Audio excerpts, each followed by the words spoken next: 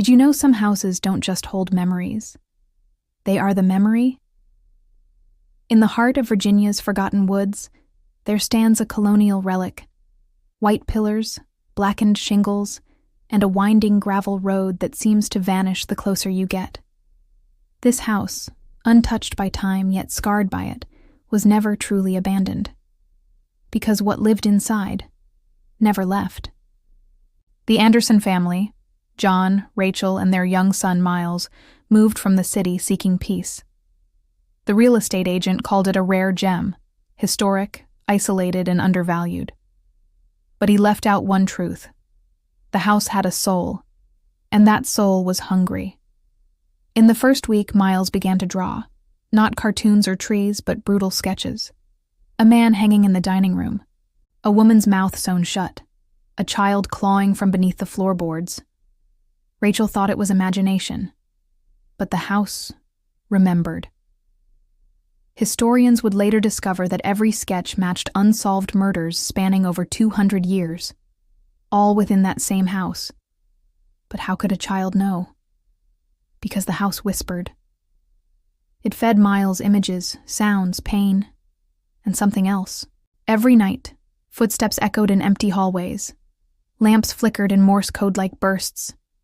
The family's dog refused to cross the threshold. One night, John awoke choking, his own belt wound tight around his throat. But Miles was asleep, wasn't he? And still, he drew.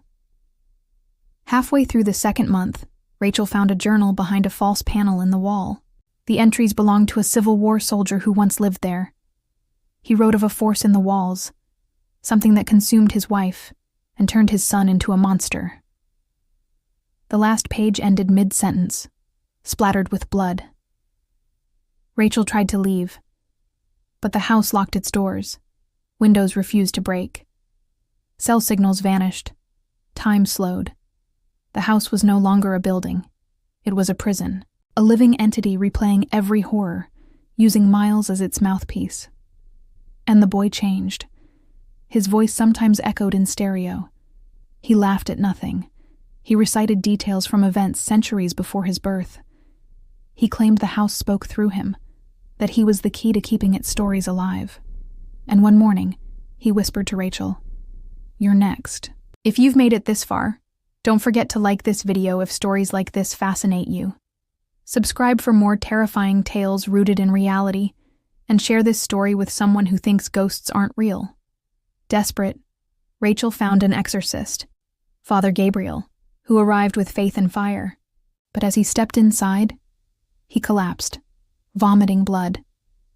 He died before the first prayer left his lips. The house didn't want salvation. It wanted witnesses. Then the dreams began. Rachel saw herself hung from the stairwell, John buried alive in the crawl space, Miles standing over them both with a smile that wasn't his. She realized the house wasn't just remembering past crimes, it was recreating them. Rachel set the house ablaze. Screams erupted from the walls, faces pressed against the windows, howling.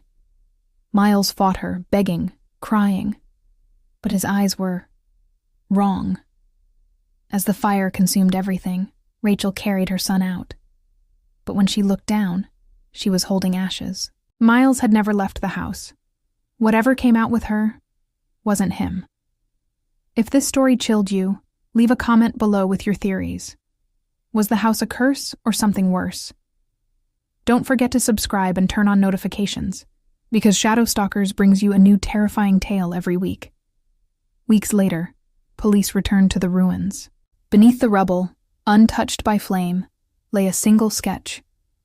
The house, fully intact, and someone at the door. They say the drawing matched the real estate agent who sold the house, and he had just gone missing.